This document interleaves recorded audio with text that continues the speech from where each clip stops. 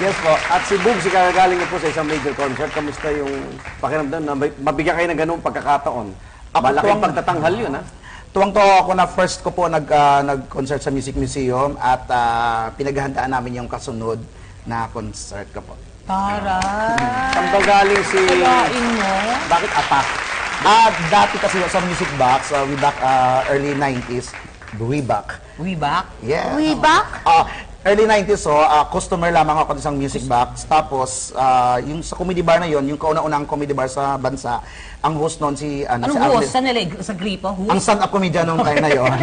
Si Arnel Ignacio at sa Idol Las Alas. So, customer ako, pinapakanta nila ako. May movie nung mga year na yon, may movie na The Attack of the 50-Foot Woman. Kaya tinawag nila akong attack. Siguro matangkad to, kunwari lang. Ang liit mo pala, parang tangke ng gasol ka lang. Kaya napangalan ako attack ang taong gasol. Okay. Pero na-discover ka ni the late director Wendy Ramas. Opo, nasa punchline na po ako noon. Kasi sumasayaw ako ng screensaver. Yung sa computer. Yung bata sa computer. Ang gaganon-ganon yung bata sa computer. Yan. Kaya ganun-ganyan. Kaya pa.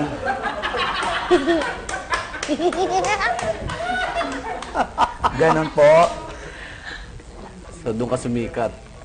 Hindi pa naman po. Eto si Bugsy naman, dito mo sino ano to abroad to eh. Nakadiscover Si po Alan Gray. sa akin si Kuya, Apo. Ano no? Kuya ate. Si Sir Alan K. Sir, po. okay. At ang isa sa pinakasikat ngayong komedyante, gumagawa na rin po ng pangalan sa telebisyon dahil araw-araw pinapasaya tayo sa Wawawin. Donita Knows. Ako, grabe na yun. Sumisika talaga. Oo naman. Talagang medyo ano lang. Pero di ba? Igan, di ba kakaiba, di ba? May itsura pero di ba? Ganun talaga, magsasama ka sa mga yan. Yun nga eh. Lutang na lutang ka eh. At huwag kang mag-alala kasi nga hindi ka umangat kung hindi kayo tayo na dalaw nagsakripisyo, di ba? Opo. Ay, may ano. Inom Ang na ako. sakit sa mata. Yes. Tama, Igan. Araw-araw talaga napapanood. Ang Wawawing Lunes hanggang Biyernes po. Paano ka napunta ron? Actually, sa comedy bar, kami tatlo comedy bar Opo. actually. Sa Pinatawan niya po si Kuya Willie. Sumali ka sa Wheel of ano, di ba? Nag-guest ka, minsan nag-guest siya ng stand-up comedian. So, nangyari, isa ako sa mga... Napatawa mo siya. Oo. Package din po kasi kapag comedian Ako kinakausap po. Hindi, may papaliwanag nga ako. Okay. Mas maganda po kasi package yun. Pag comedian ka, maganda ka na, maganda pa boses mo. Yun nga lang, special din siya. Special. May siya.